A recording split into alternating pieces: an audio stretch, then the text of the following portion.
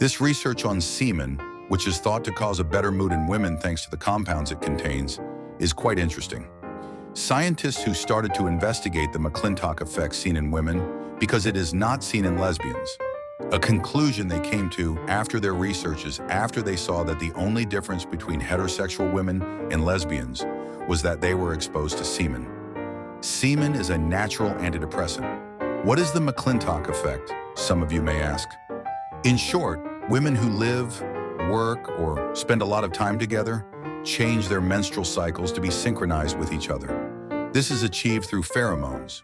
Gordon Gallup and Rebecca Birch, two evolutionary psychologists from the State University of New York, were surprised to discover that lesbians showed no McClintock effect and realized that the only real difference between lesbians and heterosexual women was that heterosexual women were exposed to semen. Thinking that the chemistry of semen might have something to do with the McClintock effect, the researchers realized that this could only happen if the vagina absorbed the compounds in the semen that affect female pheromones.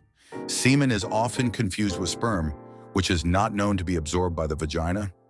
The sperm in semen passes through the vagina on its way to the fallopian tube to be fertilized, but sperm only makes up 3% of semen. The rest is seminal fluid. Seminal fluid contains mostly water, sugar to nourish the sperm, immunosuppressive enzymes needed to prevent the female immune system from killing the sperm. It also contains the two female hormones, and in addition, compounds that improve mood in women, such as endorphins, estrone, prolactin, oxytocin, thyrotropin-releasing hormone, and serotonin. The vaginal tissue contains dense blood and lymphatic vessels, and is highly absorbent considering these compounds found in semen. Stephen Platek et al. Surveyed 293 college student women at SUNY Albany about sex with and without condoms to see if exposure to semen was associated with better mood and less depression. They also asked participants to complete the Beck Depression Scale, a standardized mood test. In their study, they found that women who reported never using condoms had significantly better moods, fewer depressive symptoms, and fewer bouts of depression than women who reported always or usually using condoms. They also found that women who never had sex had better moods than women who never had sex. Normally, risky sex is associated with negative self-esteem and depressed mood. We would therefore expect those who have more condomless sex to have more depressive symptoms and be more suicidal.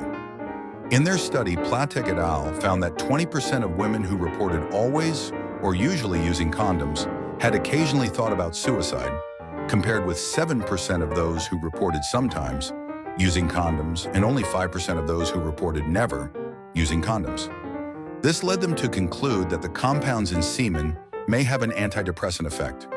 We mentioned above that semen contains two female hormones, follicle-stimulating hormone and luteinizing hormone.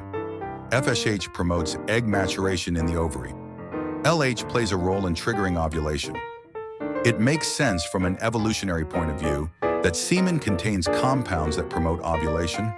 The semen of our closest biological relatives, the chimpanzees, does not contain FSH or LH, but the buttocks of ovulating females turn red during this process.